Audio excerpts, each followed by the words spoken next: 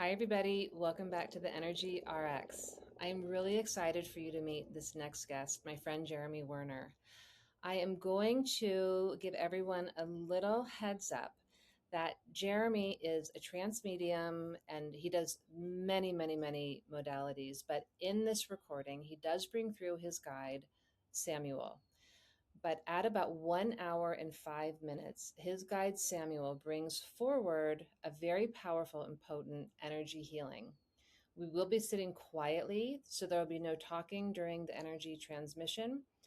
And then he'll talk a little bit, and then there'll be a period of quiet. I experienced this when I recorded it a couple days ago, and I came home and I never nap and I needed to take a nap. So just make sure that one, you have an open heart to receive the transmission if you want, but also that you're not driving or doing anything that really requires your full attention. You can always come back to it, that you can come back and listen to it again and again. Enjoy it. It is here for eternity to enjoy this beautiful transmission of energy. Hi, everybody. Welcome back to the Energy RX. Today, you are going to meet a new friend of mine, but I think he's actually an old friend of mine. His name is a very old friend. His name is Jeremy Werner. He is an acupuncturist, biofeedback specialist, astrologer, energy healer, spiritual medium, and teacher whose soul awakening began in 1998 with the study of meditation, Reiki, yoga, and traditional Oriental medicine at Emperor's College in Los Angeles. Since then, he has enjoyed a fulfilling private practice, studied and taught intuitional development and other healing methods, and continues to explore metaphysics and the evolution of consciousness. In 2017, he began his development of evidential mediumship, which eventually led to his present development of trance mediumship. Jeremy is currently available for private sessions and also offers a number of public groups as a resource for others on a spiritual path. Jeremy, thank you so much for joining us today. Oh, thank you, Christine. It's a real pleasure to be here. So I'm going to tell everyone how we met. You probably, if you've been listening to the podcast, you know that I love education. I love taking courses and classes and always further developing my abilities and what I know. And so I found a new trance mediumship teacher named Joe Rowley Flynn, who I highly recommend. And my first day in the class, I was paired with Jeremy. And I have studied trance for a couple of years now. It's really a beautiful art. And I was blown away by the reading that Jeremy gave me through trance. He also is a student in the class, but he's an adept. And that is one thing that I want to emphasize is everyone has these abilities. This is not just for certain people, but it does take dedication, it takes time, it takes commitment to develop these skills. So I've worked with Jeremy since then. We've been in class together for a while, and each time I work with him, I'm amazed and I'm inspired. And he offers a lot of things you can do with him to see what he's doing in trance. But I asked him to come on and sort of share his story and bring his guide through to bring a message for us during this transmission. So that's a little of my relationship with Jeremy's backstory. So, Jeremy, tell Yes. us how this began for you. Well, it's so interesting how life unfolds, isn't it? Because as a child, I had a vision of where I would be going, and that's not at all the direction where I find myself now. And very long story short, I would say, as a child, I was very interested in magic, of connecting with the nature spirits, and I think I've had so many past lives as a druid or in the ancient world. And so as a child, it came through as this magical inspiration and play. And it eventually manifested in school as wanting to study physics. So I actually received my Bachelor of Science from Brown University in physics. And my intention was to study the universe. I wanted to be an astrophysicist, cosmologist. Hmm. So I ended up going to UCLA graduate school. I was on full scholarship. And within 2 quarters, I had this, I would say an epiphany at this point, but at the time, it was like waking up and not remembering what I was doing. So Spirit had a different direction for me. And while my interest in understanding the universe is still very much present today, I realized that going down the strict scientific path was not where I needed to go.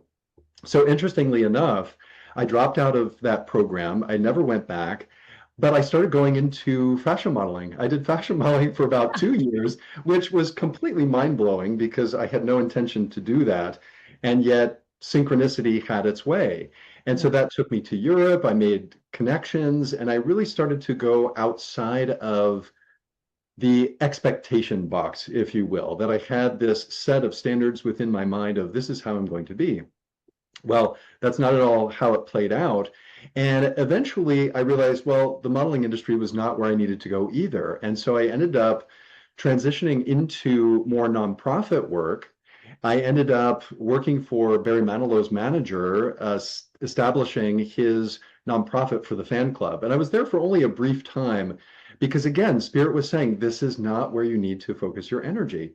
And this brought me to 1998, where I had a bit of an identity crisis. I didn't know what I was doing, I didn't know where I was going.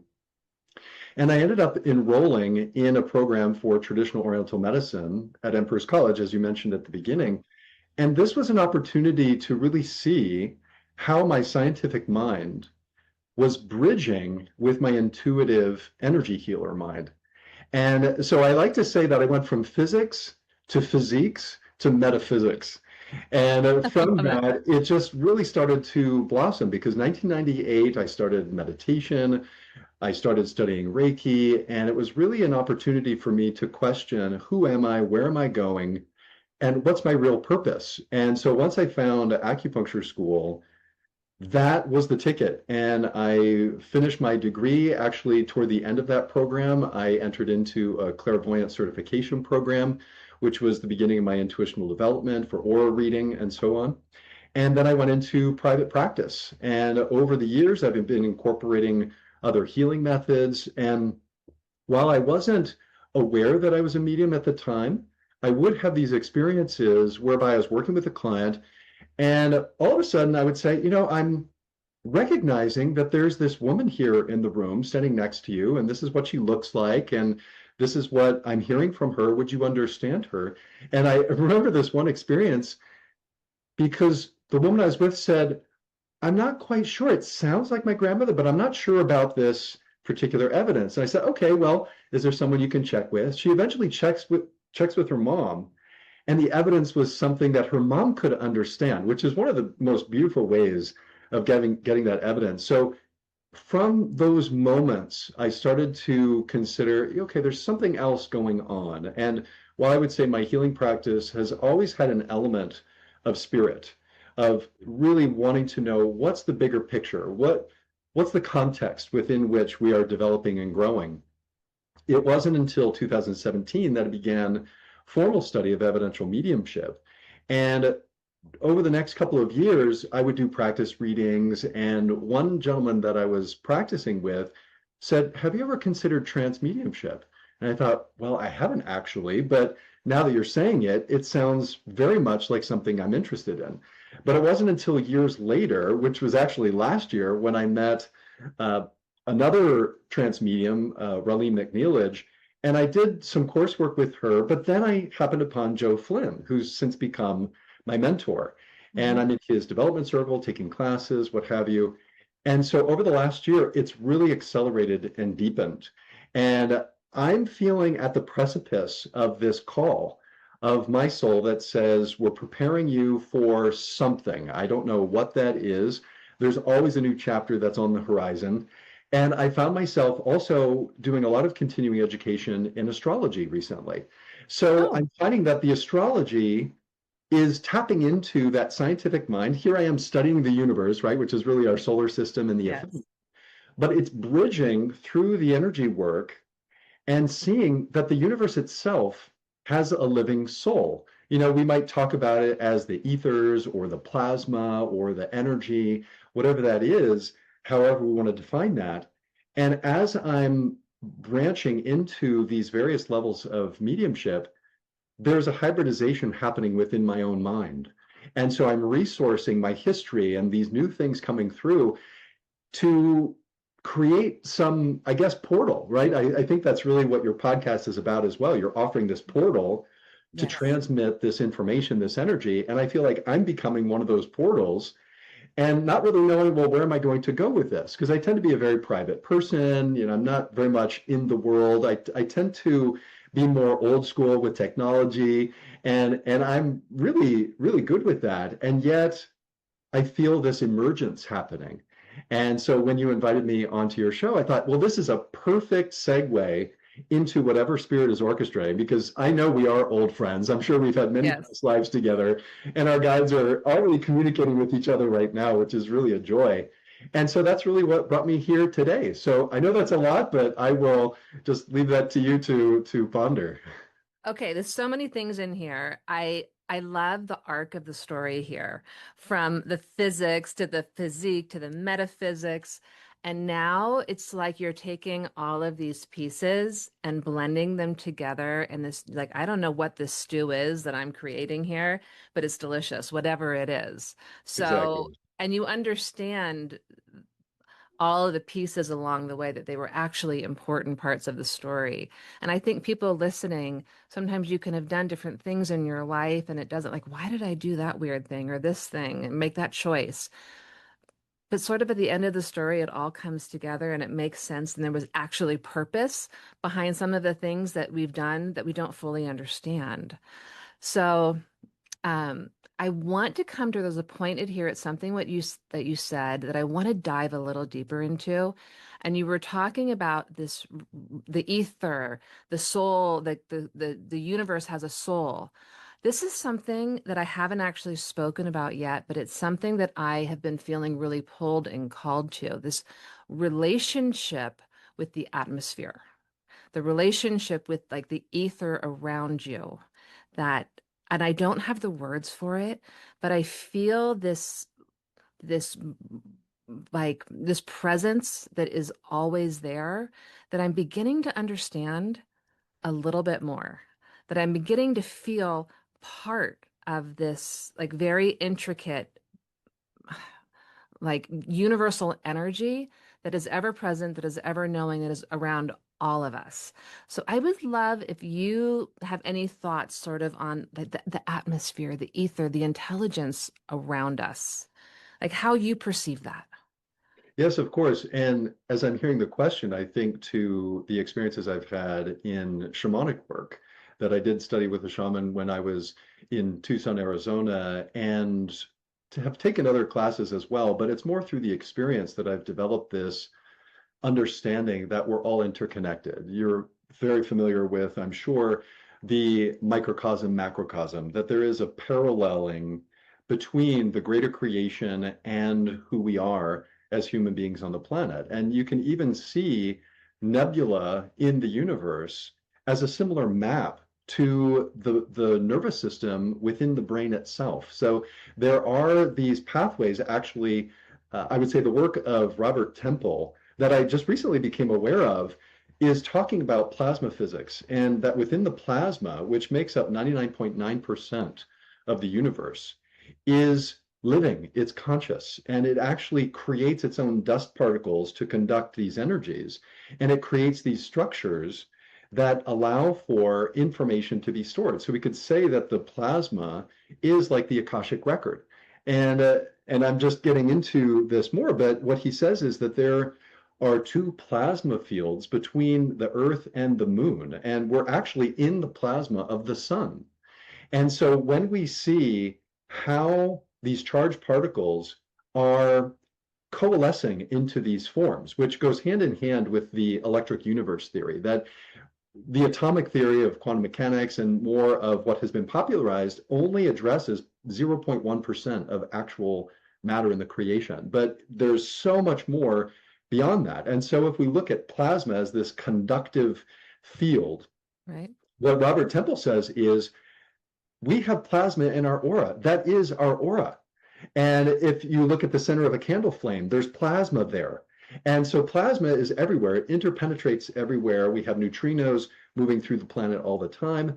And what we're seeing too is that there is a new level of energy coming to the planet because our solar system is moving through a plasma sheet at this time. And so we're getting more of this download of energy that I would say is opening up our energy body to take in those higher chakras that are descending, while the earth is also formulating these lower chakras that are being integrated into our beings, because everything is interconnected. And as souls, we are connected with all souls. And this is a non-physical network of interconnection. And yet our logical mind says that we're separate. So this is along the lines of the particle and wave theory that, okay, our mind can say, I'm a particle, I'm the static being, I have an identity. And yet on a non-physical soul level, we are connected with the entire universe. As I see it, our soul is a field of consciousness that permeates the entire creation.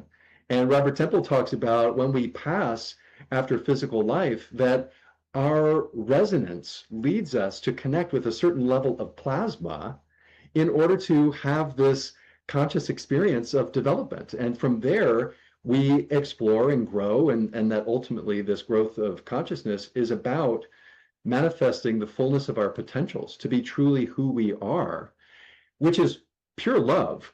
Yet the way that we express is unique. Everybody has their unique flavor of love that they're expressing. And so when we see that the universe is this embodiment of love, we can really come from this place of awe. That isn't it awesome? Like when you're looking at these nebula in the universe, or you're just looking at these miracles that occur in our own lives, it's breathtaking. And even if we're looking at a beautiful rose or an art piece, that we pause within that beauty to receive the inspiration that comes from that, because I would say the beauty is what unlocks the symmetry within ourselves. And you've probably had guests on your show before talking about sacred geometry and how different shapes relate to the elements and so on.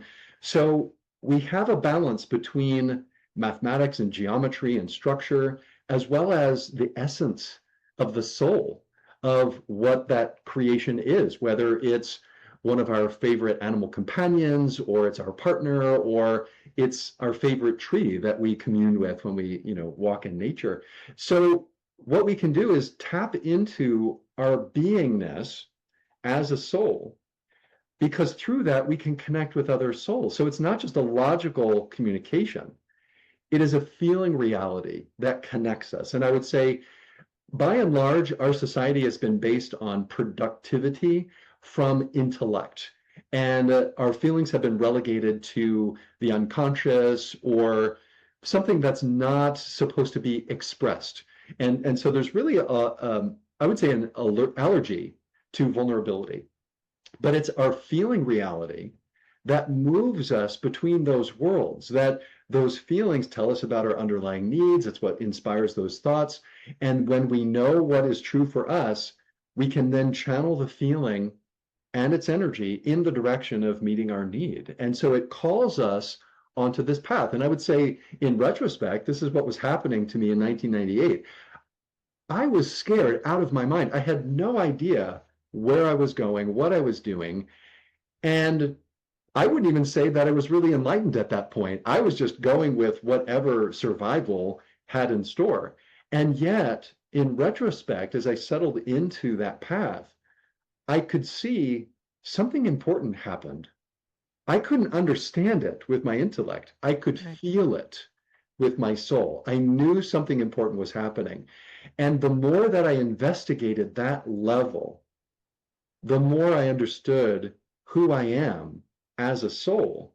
And that propelled me to share, because I really think that at the heart of who we are, there is this love that needs to be shared. Like our joy engenders the need to share.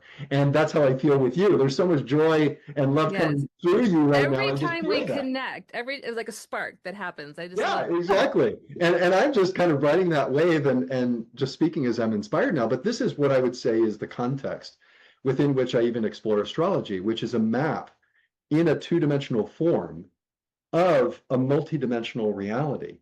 And as I'm connecting with soul through that map, there is information that's coming. And I actually open up the Akashic Records through Linda Howe's work, and I've modified that a little bit, but I will open the Akashic Records to be able to explore the chart so that my guides and inspirers will come through and point me in the right direction, because there's so much information that can be extracted from a chart, and yet what's relevant to the person. And so this is where everything is coming together, where I'm studying that plasma and the astrology, which is the scientific mind, but with trance, for an example, and even with evidential mediumship, we need to lose our minds.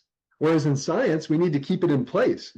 So it's this balance between functions in consciousness, not the brain, but consciousness, that I'm learning how to navigate this spectrum of consciousness. So my study of trance has shown me how I can move from a waking awareness into an inspired state, into a light entrancement, and then go deeper into that trance control where my guide comes through and then I make my way out. So in my daily life, I'm not walking around in trance, but there is an understanding that my soul is a bridge between worlds.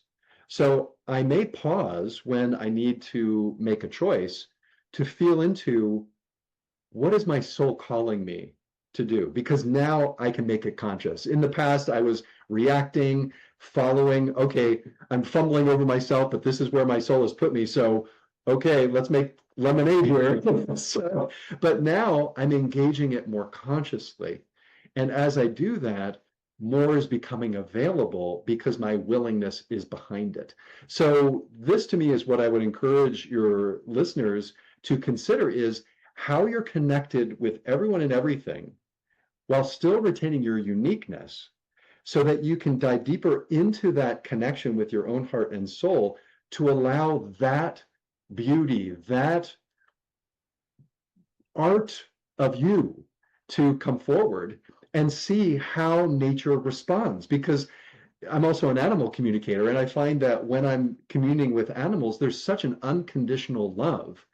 And they are willing to share all this information. And the humans that I work with when I'm doing that are surprised, like, how did you know that? And I said, well, your animal told me. Because we're communicating on a soul level, which some people may be familiar with the term psychic. Mm-hmm. Psychic basically comes from psyche, which relates to the soul. So psychic work is the work of the soul that we're perceiving through the non-physical senses, the non-physical spiritual mind, rather than the physical logical mind that says, okay, I hear a car passing by, I hear a bird. This is through the clairsentience, through that perception of soul, we're understanding more of the reality that's going on beyond what we've been taught, beyond our expectation. And this, for me, is where the power of the universe comes into our lives, because we're open to see we're a part of a living soul. We're not separate from it. We're not alone. And we've been so isolated in a lot of ways. So hopefully this is inspiring others to really consider how your heart and that love is your gateway to the universe. I love every word that you just said, and I feel inspired. And you've put really beautiful words to a knowing and a feeling. And one of the things that, and I think that as you do this kind of work, you walk towards your soul like every day, becoming sort of inhabiting your soul as opposed to just the version of the soul that is, for me, Christine. That there is so much more than just Christine. And so as you open up to the vastness of your soul, there is such incredible wisdom, intelligence, support, and inspiration within moving from your soul center, that what you said is really sort of stopping when you have a question or something's arising for you, is not just what does Christine or Jeremy say in their minds, but what is my soul saying? And the soul is connected to really everything. And so it's really a beautiful journey of walking back home to your soul and living from your soul. I Is that sort of how you're feeling as well? Yes, and I would encapsulate that with the soul that we are. And this is what I've come to understand through my own experience and through what I've heard from some of my mediumship teachers. is that a lot of times we see ourselves in parts. Here's what I think, here's my body, here's the soul, and it's disparate. Yet when we see that there is a wholeness innate within ourselves, then we can understand the soul that I am is expressing through the mind and the body as a vessel in the physical world where I find myself, so that I'm not separate. And then I can see the soul that I am, the love that I am, is using the mechanism of mind to express into a physical reality so that my inner reality can be shared with another and that we are engaging in relationship. Because for me, consciousness and relationship are the same thing. We can't be conscious if we don't know we are interrelated. And depending on our upbringing and our society or culture, we don't necessarily know the importance of relationship. But this is where I would say, for example, in my own healing, I've incorporated a lot of inner child work and explored, well, what is the nature of trauma and how do I grow a self through the recognition that I wasn't born with the self. I have to create that, because if I was given a self, meaning this composite of aspects, if I was given that at birth, it wouldn't be my own. I'd be living out someone else's self. And so, as I see it, we're in a bit of a quandary that our soul carries all this wisdom from various past lives, and when we're born into this lifetime, we don't always remember. I mean, there is documentation of children remembering their past lives. There's this book called Before. I'm not remembering the author at this time, but it depicts these stories of these kids that remember where they came from. For most of us, we don't have that memory in a real concrete, overt sense, even though we might feel it. We have those synchronicities. We have that connection. You're my old friend. We feel it. We know it. And so when we see that in childhood, we don't really know who we are. We're learning how to self-reflect. We're incorporating messages from the outside world and the mirroring that we're getting to compose what we call identity. And yet, wherever that doesn't match the truth within ourselves, in adulthood, we need to really recognize I'm living out someone else's pattern. So let me question this identity so that the soul that I am inspires a way of thinking, a way of responding, a way of choosing life direction. But this is the collaboration between aspects of self until they're no longer just aspects of self, it's the unification of self. And that is the soul that I am. It's the oneness of being so that we can express and inspire others to find that path as well. So this has been how I've developed of exploring, well, how does that tie into who I am? And specifically with trance mediumship, I found I have to let go of my identity because I'm not the one speaking. And if I am, then I'm interfering. And so as I'm learning to surrender, I'm learning to let go of attachment to identity, to attachment to time and space, that I become this floating awareness that's in the universe, basically. I don't leave my body. I know out-of-body experiences. I've had a couple lucid dream experiences, which were fantastic, but I don't do that in trance. I'm present, I'm here, but I'm not occupying that part of my mind that functions to communicate or to think or what have you. I need to be an open vessel for the spirit world to blend and use this vessel as my guides will. And so in doing that, I've learned to let go more and more of Jeremy. And in the beginning, I was fearing, oh my gosh, this is death, this is annihilation. I got to hold on to that. And now it's, I know I'm not leaving, I'm not disappearing, I'm shifting my awareness to another aspect of the greater self for work to come through. But I'm not losing anything. I'm just shifting. And so that to me has been such an important step in my development, because as you're talking about, identity, I really do think we attach so much importance to that to replace that intimate, more vulnerable connection with soul, that we haven't really been taught how to do that. And I think that is changing now. I think more and more people are waking up, and I think your listeners are waking up and feeling that, and you're bringing this wonderful service to do that. And I feel the space that you're creating. So this is what I would encourage, find that safe place within to recognize that you're more than what you've been taught. You're more than who you think you are. And when you touch that, it changes everything.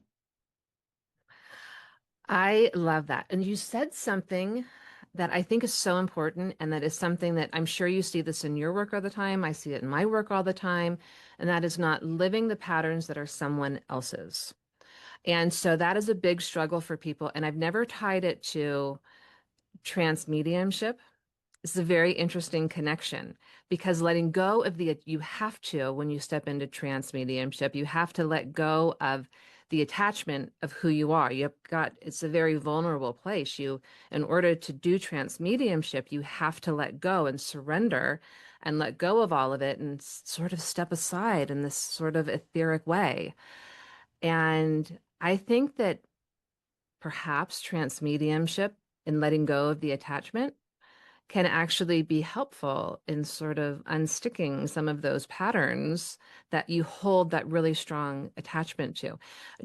I want to come back, I want to talk about the process of trance mediumship, but I literally was having a conversation yesterday about these patterns that people have from childhood, and they have fear that they're never going to be able to break free from the patterns that were, you know, like imbued within them from birth. Do you have any tips for people who are struggling with having patterns from their birth family, from their childhood, or from, traumatic events? Yes, of course. And that could be a topic in and of itself. There's Whole so much topic. to say about inner child work. And my perspective is different from the mainstream perspective. So I will share some things, but I know we could go down many rabbit holes Hmm. with this. So when we're talking about trauma, I think it's important to define terms. So the way that I define trauma is anything less than nurturing for the healthy development of the child. So when a child is born into a framework of the parents, and it doesn't mean that the parents have to be there physically, there might be single parents or what have you, Sure. but the child is born into this field that has within it unconscious rules, it has the history of the parents, it has the genetic influence. We can talk about epigenetics, which is maybe the combination of that genetic code that's turned on through how that child is nurtured, what's the environment and culture, and so forth. And so the child needs mirroring and relationship, meaning the adults in the child's life need to focus on what's happening in the mind of that child. What is that child feeling? What is that child needing, so that that parent can reflect that back to the child and say, yes, of course you're angry. This is what you're needing, right? Anger tells Right. us we have a need that's not being met. And I'm of the mind that feelings are not positive or negative, good, bad, right, or wrong. They inform us of our needs. And so our feelings are our radar of reality. And a lot of times people say, well, joy is great, but everything else is negative. And I have issue with that, because all the feelings that we have tell us about our needs. So they're all valuable, because all of our needs are valuable. It's a matter of understanding the language of feeling. And I differentiate that from emotion. Emotion and feeling are a little different. So I talk about anger as feeling. There's fear, there's joy, there's loneliness. There are these feelings. Whereas emotion is more of a composite of these feelings. We might say passion, right? Or someone might say disappointment is an emotion. But I look at the core feelings almost like the amino acids that make up the proteins. Like these are the roots to understand the core of our own needs. So when we are looking at our history, our feelings will inform us of that reality, but we need to be able to discern, where is that feeling coming from? And in inner child work, it's about seeing at what age was something going on where there are still feelings and unmet needs encapsulated within that time and space. And in my work, I've seen that 6-year-old is frozen in that childhood home, or 17-year-old is frozen behind the wheel of a car because of whatever happened. And these aspects of self need to be liberated. And it's our consciousness as the adult today that can learn to partner them and bond with them and create relationship with those aspects of self. It's not just I'm talking about the inner child. I'm actually talking with the inner child. I'm being relational with, because any childhood trauma is relational trauma because the child was not in isolation. It was by virtue of what was going on with the parents, what was going on with the teachers, what was going on with the environment. Everyone has a different kind of patterning that they were born into and experience, but everyone has a baseline of feelings. Everyone has primary needs that we need to look at. And when we connect with those inner kids, we open up a pathway of communication to understand what is that inner reality that is my own, that was not reflected back, that wasn't validated, but I'm still carrying some reactivity to that. And that manifests as patterns of behavior in our life today. So when we see the pattern now, we can say, hey, wait a minute, that's reflecting my history. So let me get into my feeling. What wasn't I allowed to feel? Was I not allowed to feel my anger? Was I not allowed to Right. express tears with sadness? Could I only express joy and everything else was relegated to, the closet, what have you? So this is where one's willingness to become conscious is a key factor, because I know for myself in my own healing work that there were areas where I thought, oh gosh, I really don't want to go there. That's going to be so painful. And yet I was compelled to do so. Right. And going through that challenged my identity, because we can adapt to that trauma, adapt to normalcy, adapt to a culture, but it's not what our soul actually needs. And this is where our path is to discover that uniqueness within self. And as that emerges, it's touching our own defenses, it's touching our identity. It is confronting us with what thought forms are we carrying to conform to society that don't match who we are. So it's a very complex process, but I find when we connect with those feelings and those needs, it gives us a way through, because we're not polarized between I can have this but not that of myself. I have the right to all of myself, and I'm assuming the responsibility to know these parts, and of course asking for help when needed, because there are things that I couldn't do on my own. I needed to work with therapists and healers and friends, and reading books and researching, and of course investigating different healing modalities. All of it comes together, and that's what makes each person's healing path unique, because what the need in the moment is depends on who the person is at that moment. Right. And that's why I've sought to diversify what I do, because when I meet somebody, I might meet them at that place of trauma, or I meet them at that place of they wanted to connect with the archangels, or I meet them at a place of they want a psychic reading about that job interview. It's helping to flow with that creative life expression that is unique to that person and to the relationship where we find ourselves, because that's where the synthesis and the catalyst for change really occurs. And you can probably feel it between us, right? There's a catalyzation of knowledge and information that's happening between us right now. You talk about we just brought in the archangels, and I did just do a sitting, an angel reading with, well, what do you call it? What is it, The transmission? monthly angel gathering. The monthly angel gathering. It was beautiful. So I got to be a guest for this gathering.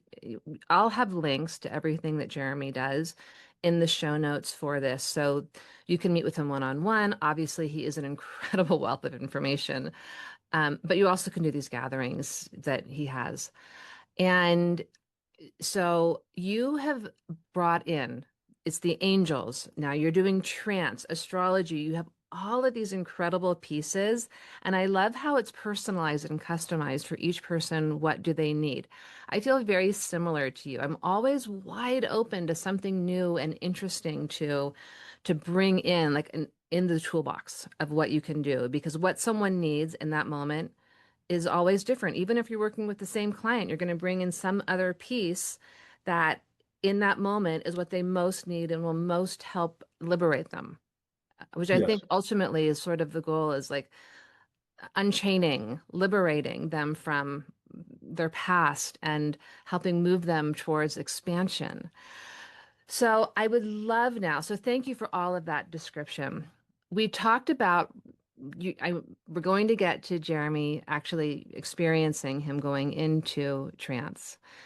And we talked about how you let go of the attachment of the mind, of stepping away. It's essential to do trance mediumship.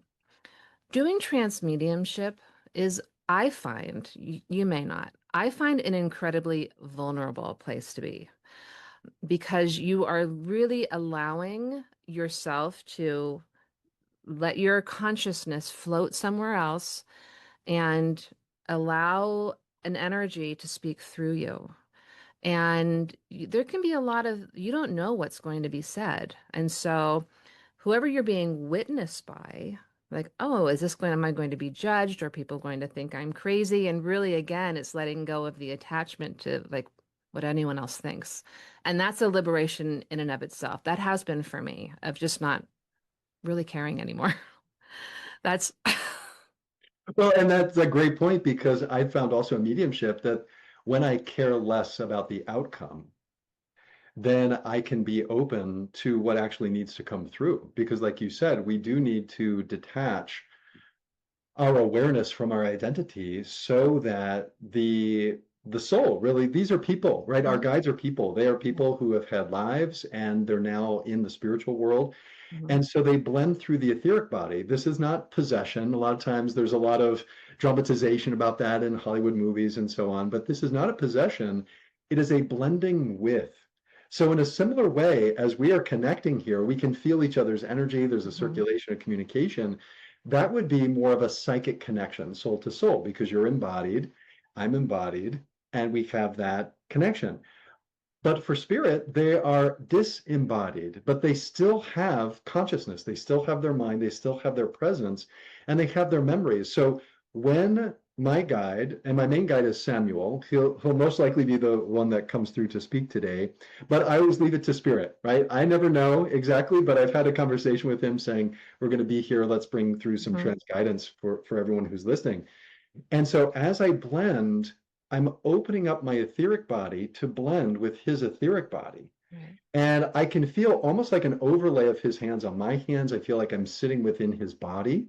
And a lot of times people will see light coming through my closed eyelids because as my physical eyes closed, his eyes may open and everyone can perceive something different. And I'm not doing my red light today because I wanted to keep it more normal lighting for your audience. But sometimes I will have more of a dark space with a red light, which can open up a perception of changes in the face, changes in the atmosphere. There might be a presentation of a certain mannerism that comes through. Mhm. And so there are various branches of trance mediumship, which can be trance philosophy and guidance, where my guide comes through and shares.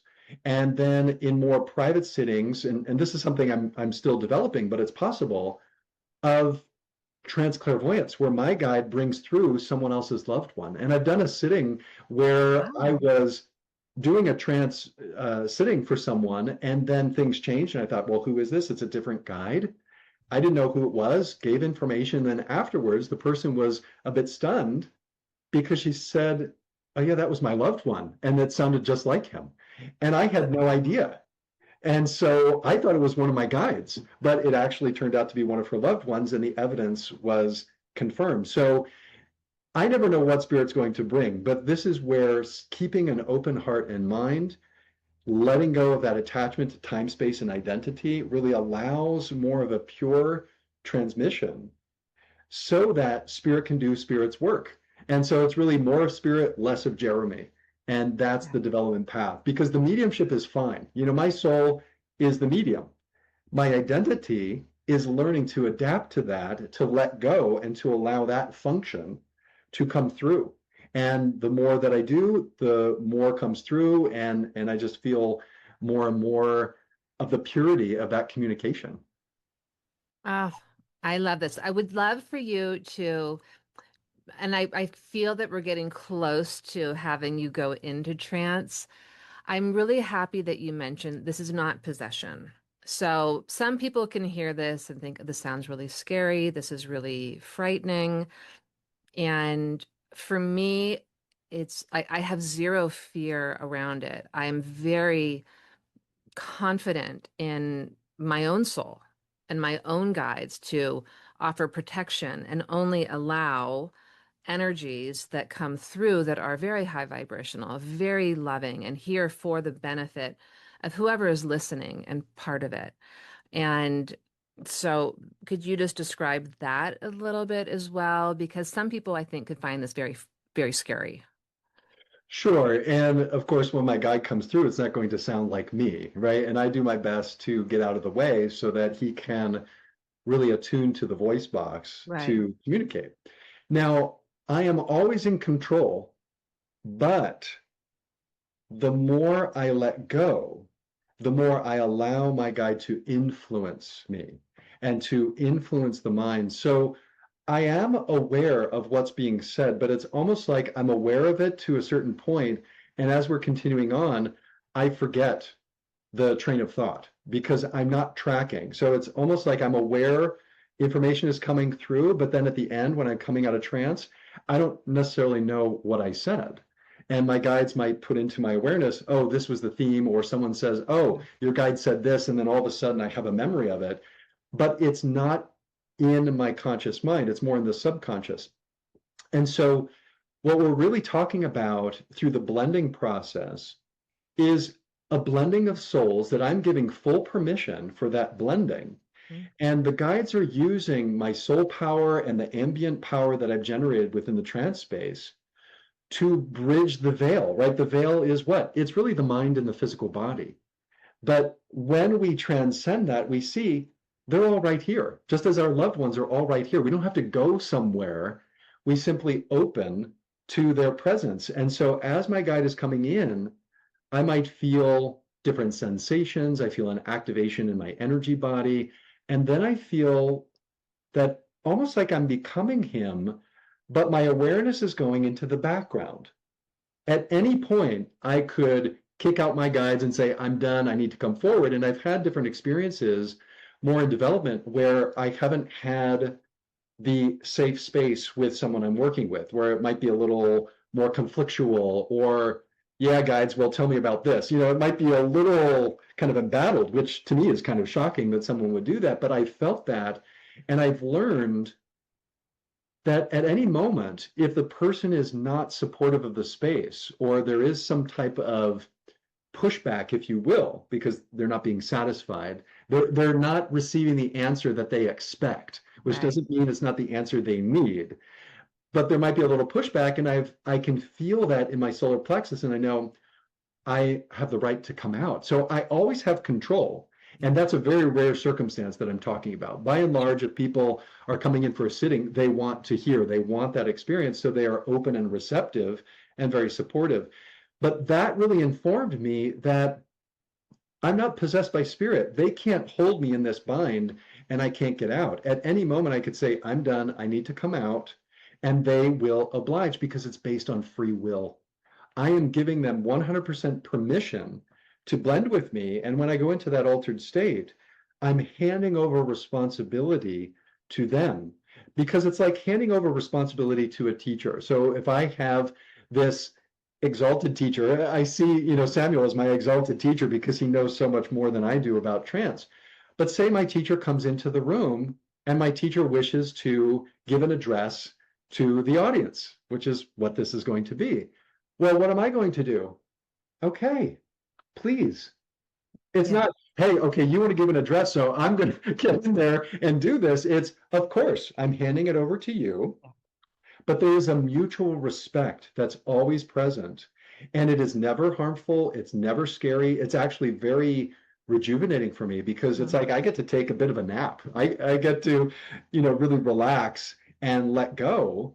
And then afterwards, I might feel a little altered, a little sleepy, but I'm not exhausted. It doesn't drain me in that way. But I just wouldn't get into a car and drive immediately after trance Right. because I take myself, well, that's a good point. I begin the process by creating the trance space, and then I let go to spirit saying, okay, spirit, I'm ready for trance. Spirit brings the trance power that moves me into trance. I don't get into trance by a logical thought. I create the conditions for the mystical experience, and then my guides come in, and then I start to go deeper because they're bringing that power. And the power that I'm offering is the circuitry for them to come through and bring it into the manifest world.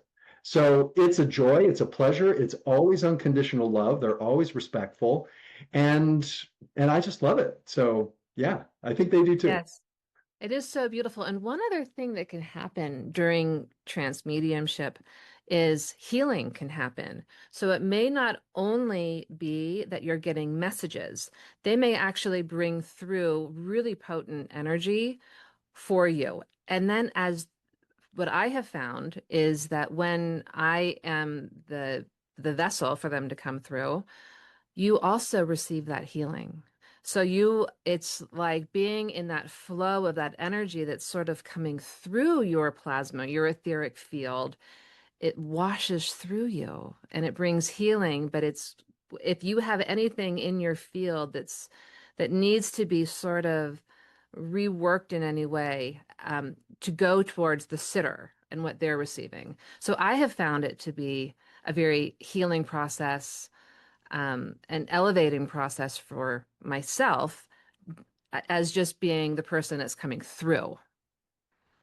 Exactly. And you and your audience may feel that there is healing energy coming through the communication because Samuel is my primary communicator, but I also have other guides. And sometimes Samuel speaks as we because he's Mhm. bringing through the accumulated wisdom. Right. And I find that his words are empowered with a healing energy because spirit is very economical, right? So as he is conveying a message, there's also an energy coming through that can help someone understand that information, but it can also lead to shifts within the person's energy field, within their physical body. And people have actually reported that they hear my guide communicating with them personally while he's speaking through me, that they may get personal messages from my guide, or they may actually hear messages from their own guide. Because when we go into that space, spirit is operating on so many different levels that are non-local. We are not in the same room. We're in the same Zoom room, but we're not in the same physical room. But it doesn't matter because energy transcends time and space, just as consciousness does. Because consciousness is not limited to the physical realm and the physical parameters. So when we're tapping in to the spirit world, spirit already knows what the need is because spirit is already communicating soul to soul with our guides, is very aware of what's going on. And so they can bring this healing through that is deeper than other forms of healing. And I've studied so many different types of healing, and I'm really starting to focus more and more on the spiritual healing, which is going into a light entrancement. It's not going into deep trance because I can be aware of my guides and I'm still looking at someone's aura, but my guides are doing the work and I might be participating, but I'm not directing. Whereas other forms of energy work, I'm directing, I'm looking in, more of Sure. that medical intuitive work, like let's see what's going on with your kidney, we got to clear that, things like that. It can be very specific. But with spirit healing, I'm letting go and letting spirit come through. And in trance healing, I'm letting go so completely that I don't even know what's happening. I might just feel quiet. And I just feel, yeah, something's happening, but I have no idea what it is. And then when I come out, the person responds with, wow, that was really powerful. Or, oh my gosh, I felt the heaviness of the energy and I wanted to fall asleep. And then I had these insights. And meanwhile, I'm just sitting here allowing it through. And I'm not getting any clairvoyant visions. My guides aren't telling me anything about it. It's just as though I'm sitting here, but something is happening through spirit because I'm not in the way. And so healing can happen through verbal communication or in the spaces in between. And sometimes sessions are completely healing with little or no communication. And that's enough. And that could be 20 or 30 minutes just with that. So it really depends on what spirit wants to bring through, what's the need of the sitter, and what does the time say is possible. But miracles do happen. Miracles do happen, and I see it all the time. I'm sure you see it all the time. And it's so For sure. fun. This is the thing, and I think we're going to move over to the trance, but there's such a joy to this. And what I have found, and when you are doing things that feel joyful, that is a particular space of miraculous work that can happen. Exactly. So, Jeremy, are you ready to start to let go and move into a trance state and then allow your guides to come forward? Yes, yes. As we've been talking, I will need a couple of minutes Yeah. to get into it because I need to move from kind of that logical conversational mind into the trance state. So I am ready to go Yeah. and I look forward to it. Like, and so what everyone knows is that we will probably be sitting here quietly for several minutes. You're going to hear this as coming from the words that we say to like barely a pause into Jeremy speaking, is because I will edit out, a 3 5 minute pause. So know that this will have been edited in the space. He has to take time to really let go, to let his guides come forward. Okay. Wonderful. And I will look forward to talking with you afterwards and hearing how it went. And maybe we'll share some commentary Yeah, about the message. I'm excited. Okay. All right. Thank you. Good day. Hello.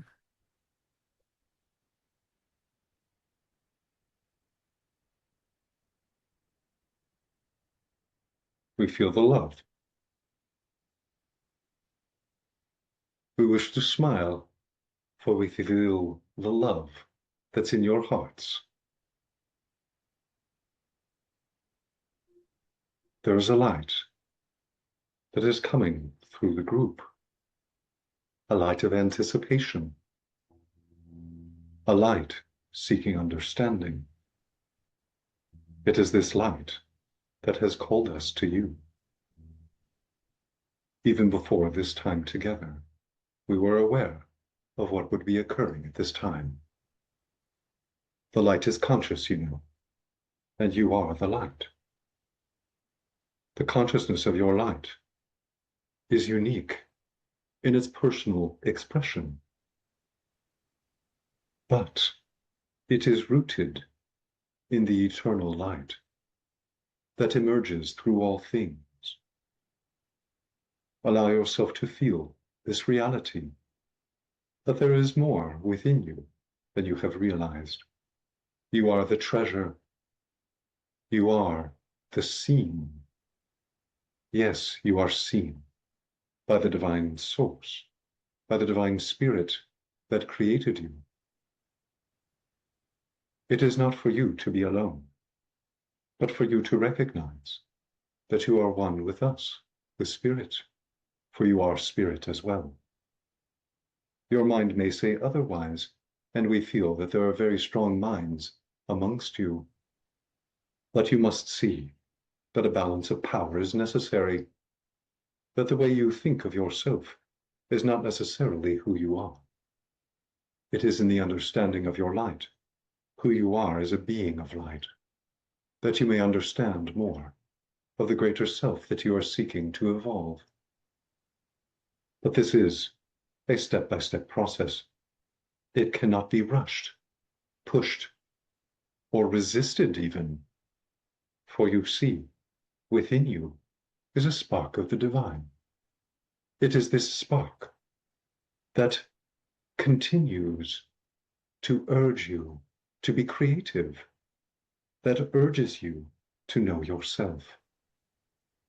You see, left to your own devices, you would still move in certain directions because there is a primary source within you that is operating beyond your conscious mind. When you are aware of this presence, this force, and you see that it is benevolent, it is love, it is that which created you, you will then engage in playful spirit with that creator light that seeks to express through you. It is important to realize that there is more work to be done to understand who you are and to express this consciousness in your daily lives. But do not rush and do not hold back. Allow yourself to be true to your path, for it is in the honesty with self and self-respect that you may understand fully what your purpose is. We see that you wish to know what is your sole purpose. It is not something I can tell you, but what I can say is that you will find this within yourself. Within your hearts lies a treasure worth discovering. But you must seek to find it. You must take the time, make the commitment, assume the responsibility to foresee your path of love, to engage in this love and to allow it to manifest through you, through your body, and through your relationships. This is the true healing power that lies within you. It may be dormant, but it may also be awakened. In relationship with those that you love, you feel the joy, you feel the exhilaration of energy, of sharing. This is the creator force that is within all things, inanimate, animate, and everything. Even the universe is filled with creative energy. Everything is communicating with everything else, just as we are communicating with you now, but in a way that is different from your own expectation. You may not understand what is happening, the process by which we are able to speak through this medium, but you will feel what we are sharing. You will feel the energy of our presence. You will understand our words, and you will understand personal meanings that are within these words for you to discover. These words are pregnant with new information, information that you are ready to understand. But you must listen within. You must let go of thought and allow that wisdom to emerge between those thoughts within the space that belies your mind. The very fabric of your mind is constructed upon the wisdom of the Creator. So why would your mind not be wise in its origination? You must see that the thoughts passing through your mind are not necessarily your own, but you have choice to discern what is true and what you wish to pursue. Beyond that, it is up to you to see, where do you wish to know yourself? Where do you wish to express your love? Where do you wish to be within your own life? For you are the center of your life, and the light within you is the center of your existence. You are this light. Do not think of it as separate, something that you must beseech or pray to. It is something that you are. It is simply a matter of allowing yourself to open and rest, to allow the light of beingness, the light within, to emerge. It is the touch of this light that will bless your mind and allow it to open, to perceive greater wisdom and perspective. For you see, healing is not only about the conduction of energy from one point to the next, or transformation of physical structure.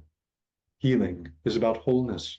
It is about shifting your perspective, changing your worldview, understanding more than you knew before, but ultimately to understand yourself. This is the true key to healing, and this is something available to all who would be willing to face what is beyond the veil of your own expectations, the veil of your trials and tribulations. Where you have lost yourself, you may once again find your truth. For it is in the wounding that you may find the light, is seeking to emerge. It is a doorway into greater understanding. You must take time to listen within, to be within the stillness, for your societies produce great noise, great distraction, but ultimately it is your soul that wishes to know itself. The soul that you are is becoming. You are in a process of becoming, not doing, becoming. Your beingness is where your worth resides, not in what you do, not how you impress, not fame or fortune, or things that are propagated through your media, but rather the stillness in your heart tells you of the secret treasure that is waiting to be discovered, the blessing that is ready to emerge within your awareness. But you must be ready to touch the love that you are, to see yourself as that which you have been seeking. For you have been seeking love in your life, have you not? Perhaps you have felt alone. depressed, unenergetic at times. But the light that you need, the vitality that you crave, is within you, always.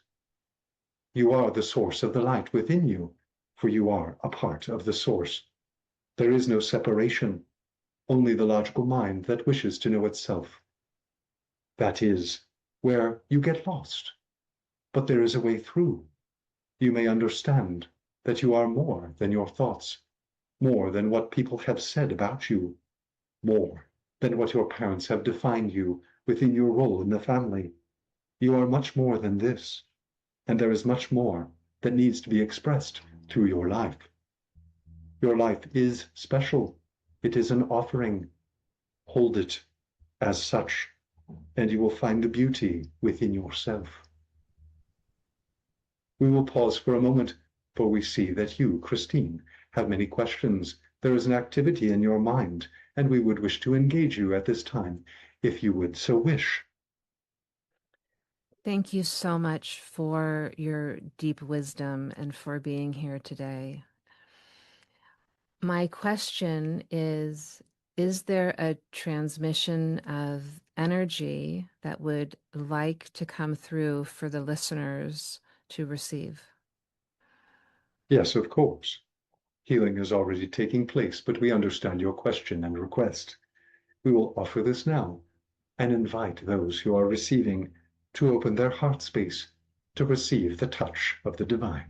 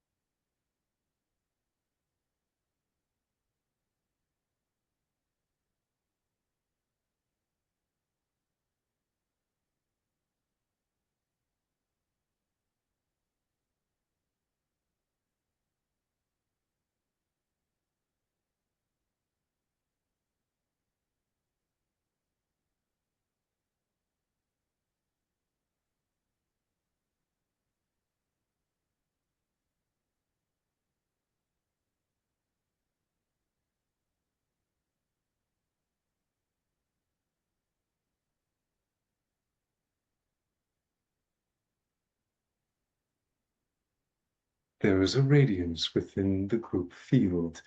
Do you feel the emergence of that light? I feel it. We are conducting this ray to you and all here to remind you of your soul. Allow this light to enter deeply into your spiritual mind and allow yourself to awaken at a deeper level of being.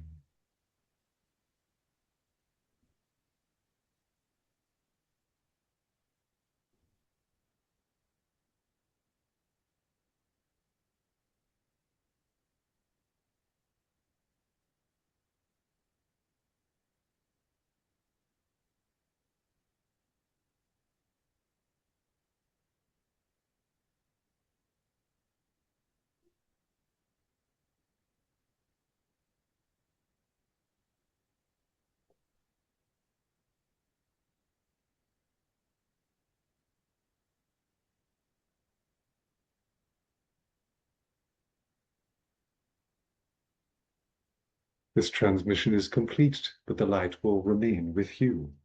It is a living light. It is a conscious light. It is a reminder that you are source and that this power resides within you always. For you are eternal souls, and this light is the signature of the divine within you. We thank you for the opportunity to speak with you today. We wish to honor your time, and we feel that it is time for now to close. But we are with you in spirit, if you will, and we thank you for the opportunity to share our presence and the love that we have for you. Until we meet again, we bid you farewell and thank you. Thank you, friend. Now I'm just going to gently talk as Jeremy begins to come back. He is going through different levels from deep entrancement to light entrancement to slowly coming back in. That transmission of energy that just came through is something that you can come back and listen to just that portion of this episode.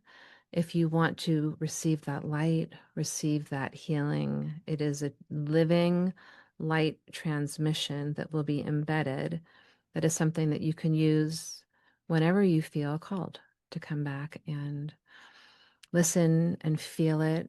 You may feel it in different ways as you listen in different times. It may work with you at a different level. It's just being open, being receptive to allowing the energy to work with you.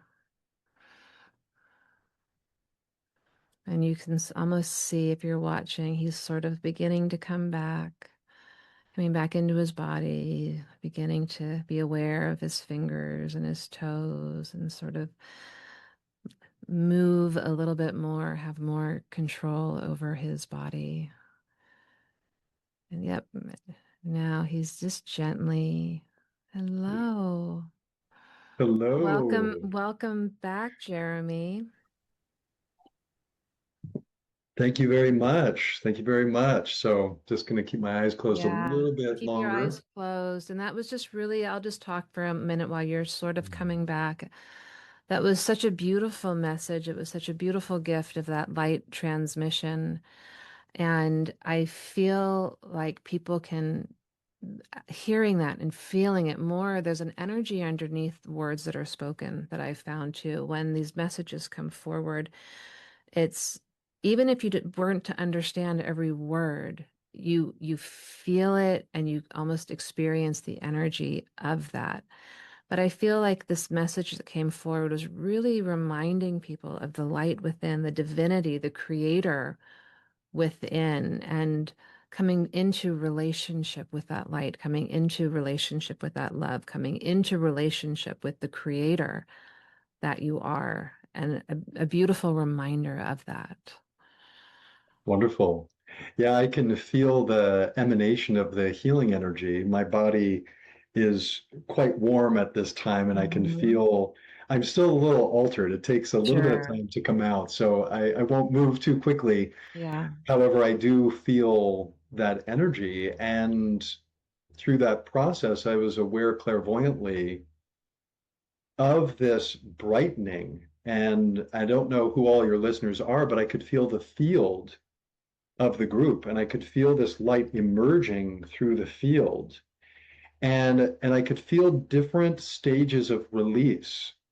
Um, And I felt that there was a receptivity and a relaxing in, and that there are people who are listening that have some light bulb moments of, oh, I didn't have that experience before. So I'll be really curious to hear mhm. how people are responding to that, because I could feel a depth of receptivity by your listeners. And I just feel that support and that love, and I'm sending it right back, because this is what we are. We are love sharing love. Yeah. And what a joy. It is a joy. And what's so interesting is that you have to understand that we're not bound by time and space. And so this is not a live recording. However, the people who are meant to hear in the future, 10 years in the future from when this recorded, use a predestined date, and you are part of this experience and part of the energy that Jeremy can tap into and feel how the energy ripples out even before you've actually heard it, which is just, I can't fully wrap my brain around, but I can feel the truth of it. Exactly, exactly. And when we are with spirit, we are touched by a consciousness that moves us into that place of awe. Yeah. And what I've really learned along the way is we can't force a mystical experience to occur, but we can create the conditions for it to arrive. We make that invitation and then allow it to unfold. And when we see that we are the miracle, we allow our lives to unfold as the blessing. It changes the way that we approach our life in relationships, because then we see we are sacred. We don't have to go somewhere to be sacred or to experience the mystical. We are mystical. Our souls are mystical. So it's that inner awakening that comes through these stages that is a natural progression, right? We're supporting each other to go to that next level of development. And that's how we can really share that love. So, Yeah. Oh, Jeremy, I have just treasured every word that you've said. I mean, I think there's a million conversations. You clearly have so much wisdom that I could sit and pick your brain about lots of conversations. So maybe I'll get you to come back on for oh, that another would be another. lovely. Maybe we'll talk about your angel healing, astrology, all kinds of things. You have all kinds of things that that you can share. Yes, of So course. I'd love to. um, is there anything that I have not asked you that you would like to share before we wrap up here? I think you've pretty much covered it all. And what I would like to reflect back is I just feel the love and the power of the space that you provide, which to Oh, me is such a great service to those that you are touching. And the invitation that you offered already set the tone for stepping into today. So I remember when you asked me to do it, at that moment, I already felt there was an orchestration by spirit to lead us to this yeah. moment. And I want to honor and appreciate that because this is a continuation. I know that our relationship is developing. I know Oh, we're working together in circle. I would love to come back and really share because I love to share what I have learned yeah. because that to me is the inspiration for teaching that I've learned through all these experiences and classes and so on. And yet, if I'm not imparting that to others, it stagnates, it pools, and that creative flow stops. And so the sharing is really a gracious gift to me because then that information can come through and then I can Mhm. even learn and grow because I find when I'm talking that I might have inspiration that brings through something that I didn't even know of before. Right. Right. So it's all just such a joy and I'm really grateful. So thank you for having me. Oh, thank you for saying that. So, Jeremy, it's you talk about the orchestration. I kept on, like, you just kept on coming in. It was like I was hearing spirit say, invite Jeremy on, invite Jeremy on. You just, and finally I was like, I hear you. I hear you. I will reach out. And so here we are. And so it's just following those inner knowings, feelings, voices, whatever it is that you're hearing that's inspiring you, because clearly I listened to those voices, and now we get to have this beautiful guest sharing profound wisdom, and you all can have those same experiences when you just follow that inner feeling and knowing of who you're supposed to connect with, who like saying yes to an invitation, following your heart and letting your soul lead the way. So, Beautiful. Beautiful. And Jeremy, like you said in the beginning, I'll just say you talked about the collaboration, and that's happening with spirit, but it's happening with you. yeah. And isn't that what we need in the world right now? That sense of networking and community that we are all facilitating that communication and connection with each other, and we can do it even remotely online, right? Because we are all connected as souls. So thank you for that. Oh, it is. It is so wonderful. And I'm just so excited about collaborating. I don't think anyone needs to be the guru or the influencer or it's just we are here together. We're learning together. We're expanding together. Jeremy and I are both, we teach and we're students. And what a beautiful thing to be. We don't have to say we know it all. I know very little. I'm constantly excited to expand and grow and learn and bring people along with me and learn from other people. It's just the beauty of life. So, Jeremy, you're going to come back on again. I can feel it. Oh, wonderful. I feel it already. I I'll have to say the know. next time. So it would be my honor. Okay. All right, everybody. Thank you so much for staying with us. We'll see you next time.